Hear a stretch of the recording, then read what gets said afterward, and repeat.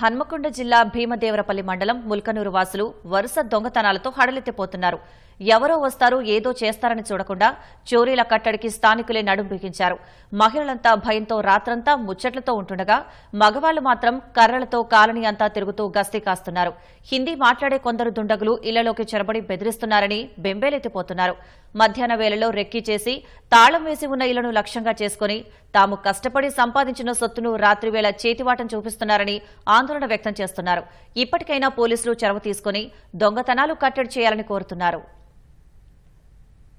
తింటారు రాత్రి 10 అవుతుంది. ఒకరు మూల మీద ఉన్నారు, ఇద్దరు వచ్చో గేట్ తీసుకొని అన్నం తింటే వచ్చి ఇంట్లోకి వచ్చిండు. మామూలు శోభదిగాలు కావచ్చా నేను అనుకుంటాను. ఇక ఏమున్నది ఏ జారే బే ఎక్కడి జావ అంటాను. మరి ఏంది మామూలు ఇంటికి వచ్చి ఇట్లా జావ అంటా నాకు వినబడుతుంది కానీ వాళ్ళు శోభదిగాలే కావచ్చు అని నేను అనుకుంటాను. అయితే ఆయన అక్కడ బండి రన్నింగ్ మీదనే ఉన్నది. అది ఎవరు మన వరకు కథం గేట్ అవతలకి వచ్చిండు. ఇక మేమేం చేసినాం బయట కురికి రాగానే అక్కడ కురికిలా కథం ఓడు నడవ కూర్చున్నాడు ఓడు ఎగిరి కథం బండి మీద దొరికి దంచుకొని ఉరుకుతూనే ఉన్నారు. ఇక మాకంటే ముందు మేము ఉరికే వరకే ఇక చక్క స్ట్రేట్ వెళ్ళింది. ఇక వాళ్ళు ఎటు అనేది మనకు అర్థం కాలే. పసి వీళ్ళు ఉన్నారు ఎందుకంటే మాకు పాన భయం ఉన్నది.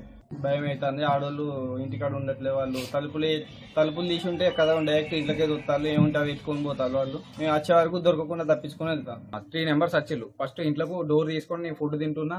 ఇంట్లోకి 2 నెంబర్స్ వచ్చేళ్ళు. వచ్చి హిందీలో మాట్లాడతారు. వాళ్ళ లాంగ్వేజ్ వాళ్ళది ఏం అర్థం అవుతలేదు. హిందీలో మాట్లాడతారు. బయట అన్నారు బెదిరించేళ్ళు.